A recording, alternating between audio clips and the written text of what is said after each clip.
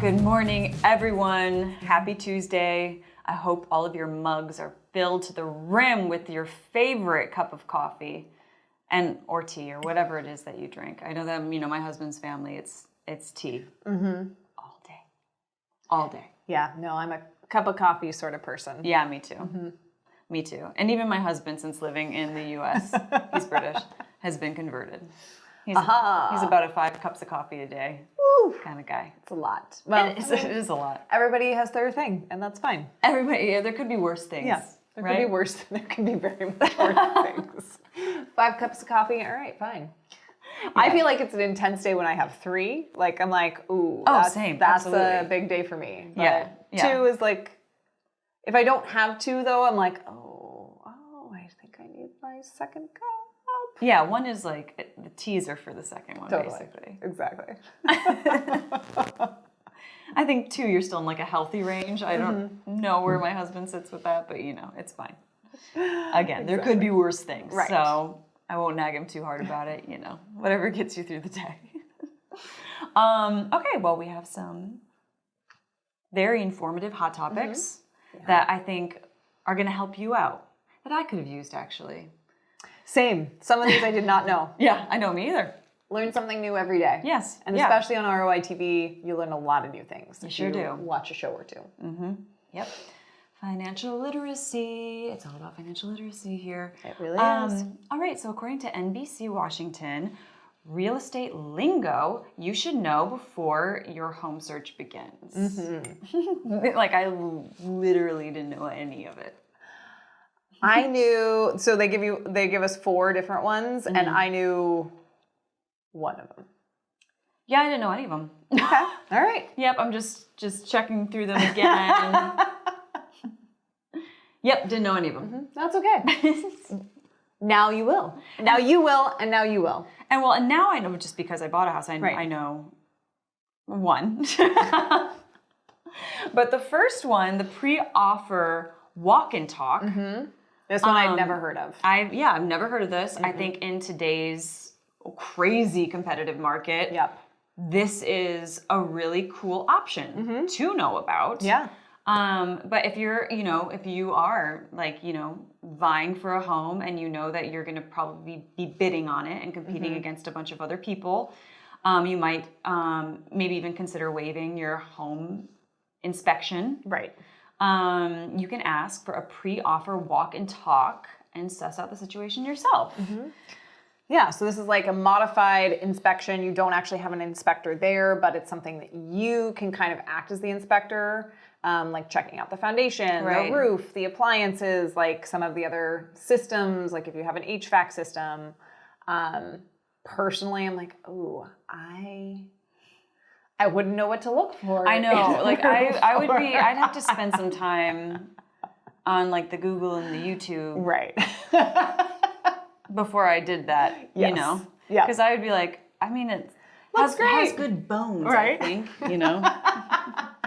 Totally. I feel like we said that all the time. We go in the house and it looks like it has good bones. And then like, we didn't know what we were saying. Then the inspector came and we're like, it doesn't really have good bones, does it? But I think that's a really great option to just keep in your back pocket. Yeah, it can give you peace of mind as you're bidding for and trying to win the house of your dreams. Which it sounds like right now everyone's facing these bidding wars. But it only costs it costs between $250 to $350. Mm-hmm. So to do that, yeah, might give you a leg up in your home search. So it's a good option to have. The next one is PMI. Mm-hmm. Now, I knew what private mortgage insurance was, but I didn't know what PMI was. Like, I just, you know what I mean? The two things together. Yeah. Okay. And it's that whole thing with abbreviations, the assumption that, like, people who... Kristen does not like abbreviations. I don't like them. I don't like that these people who, like, do this for a living assume that people coming into their world know, like I get they're talking about these things all the time, so they want to like, abbreviate it, like shorten it. But I don't talk about it all the time. Like, you need to spell that out for me each time you say it so that I remember what you're talking about. Take note, realtors and mortgage lenders and lawyers, like every single one of you. all of the people involved in the home buying process. Remember that. Yeah, because we feel stupid asking. At least I did. I was like, sure, yeah, okay. Right. PMI, cool. So it is, just to give you the definition of what it is what you are going to pay on a conventional loan if you do not put down 20%. Yeah, so this is the bank's way of making sure that you do actually, that you're going to be able to pay that down payment basically off. And once you do reach 20% of your loan, so what you would have put down as a down payment, a 20% down payment, then you can actually work with your bank typically to get the PMI taken off. Yeah, so that you pay attention to that as well. So you aren't paying in addition to your mortgage and your interest. You have the PMI taken off. Because no one's probably looking out for you when it comes to that. Right. Yeah. So really try and pay attention to when you get there, because then you can save some money, which is fantastic. But the reason I knew about PMI was because I've watched Mortgage Q&A with AJ. Yes. He talks about PMI. And he talks about how putting down 20% might not necessarily be your best option. Right. Because I know that we felt like really strongly about, we don't want to have to pay the PMI. Like we want to, look at me, I'm saying it now. You're one of those people. I'm one of those people. I secretly wanted to be, so it's fine. But yeah, so we felt this like need to sort of accumulate enough money to put down that 20%. And it was interesting talking to AJ. Because find that episode. It's on ROI TV. Find it. It's a really good one. If you are looking for a house, that feeling, that pressure might not necessarily be something that you need to be feeling. So, and it might not be like the best financial option in the long run. All right, next one is EMD. Did you know this one? So I didn't know this was one I didn't know the abbreviation, or that it had like a specific term. I assumed it did, but I do know the concept. Yeah, the concept. Okay, so it's earnest money deposit. So this is the money that you put in with your offer. So it's typically 1 to 1.5%, but in very competitive markets, it can be 5 to 10%. Right. And so this is like when you put in your offer and you're saying, we're really interested in this house, like so much so that we're putting money down before we know that we've gotten it. Right. To show that we really, like, this is something we really want. Which would be it's scary in this market. So my goodness. Seriously. Because there's a high chance that you're saying, bye-bye money. Yep. Yeah, I don't envy first-time homeowners right now. If you all are doing it, I want to hear about it. I want to hear what it's like out there, because it sounds nutso. It does. And that's another official word, nutso. 2022 Merriam-Webster Dictionary, nutso. I'm here for you. Okay, next one, escalation clause. So this is one that I had never heard of before. Well, and then the article compared it to an eBay auction, and I've never used eBay. Well, but you know what an auction is. I know what an auction is. Yeah, so I just didn't know if it was like a very specific kind of. I think this is, if you get into a bidding war, this is your way of saying, like, this is my maximum that I'm willing to put out more than the next offer. So say you're putting, I'm not saying $100,000 is the price of the home, and somebody has put in 105 as an offer, and you're saying, I will go up to $3,000 more than the other highest offers that you can always, so you can win the home. You just explained it, and now I get it. I did not get it in the article. I was like, I mean, you're just bidding, right? Like, so then you like put your highest offer in, and right? But that makes sense. I didn't know you could do that. I didn't either. Well, now we all know, and I'm learning with you in this moment right now. I don't really get that. I don't use eBay. Well, now you know you can. Yeah, now I know. Now I know. But those, I think, were really helpful tips and important things to know, especially in this climate. So, yeah, best of luck to all you prospective homeowners right now. I am impressed. It's a market out there, and I think we're actually going to touch on that next. Yeah, we are. Next hot topic. That's right. We will see you after this quick commercial break.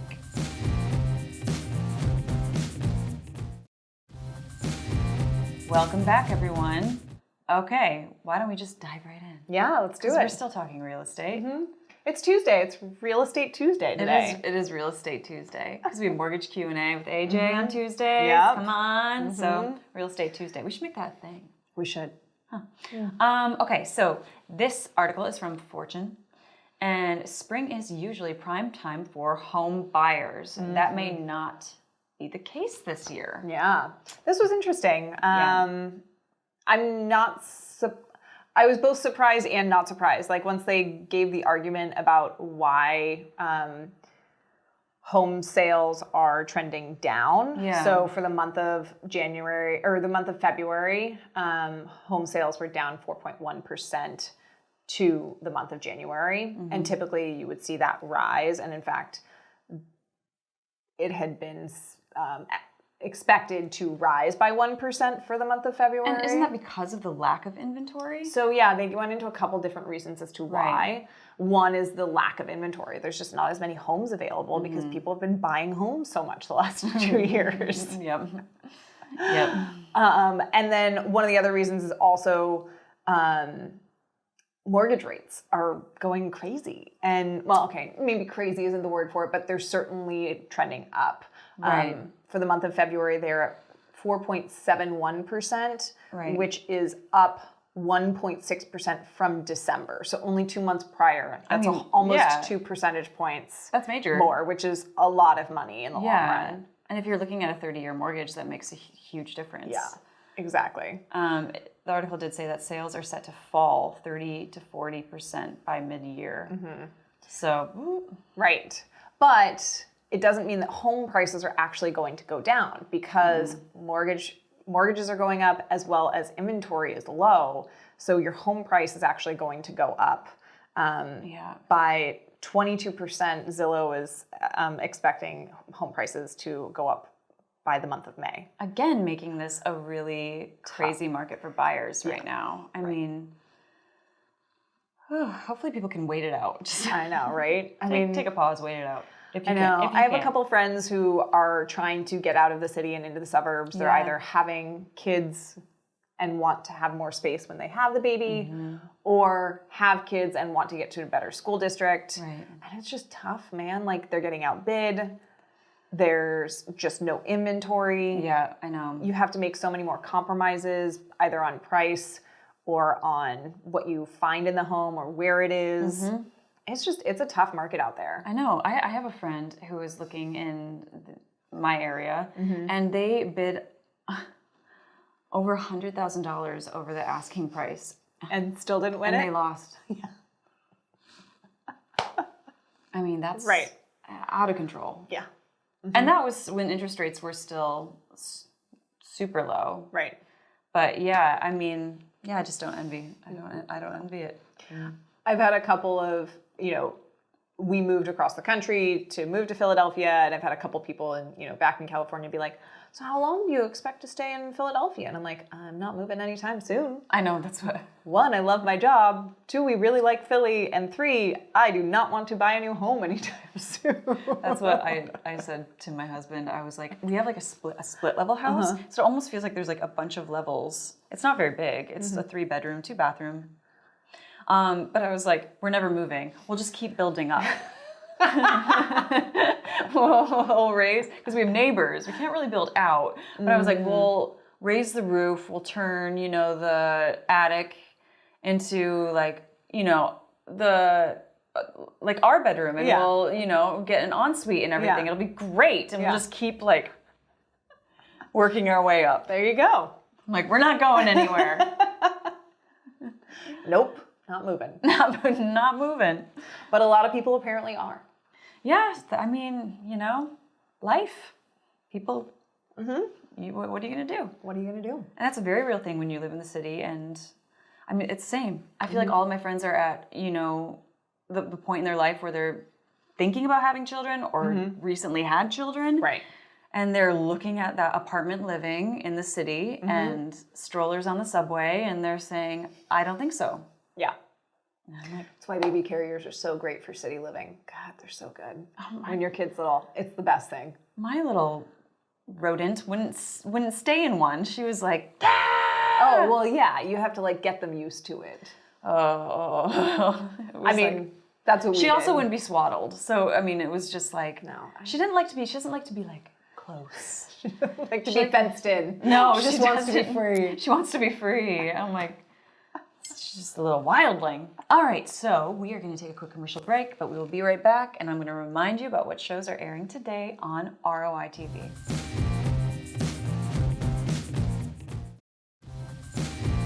Welcome back, everyone. I wanted to remind you not to miss today's episodes of Cunningham Legal, Mortgage Q&A with AJ, Elder Needs Law, and Medicare School.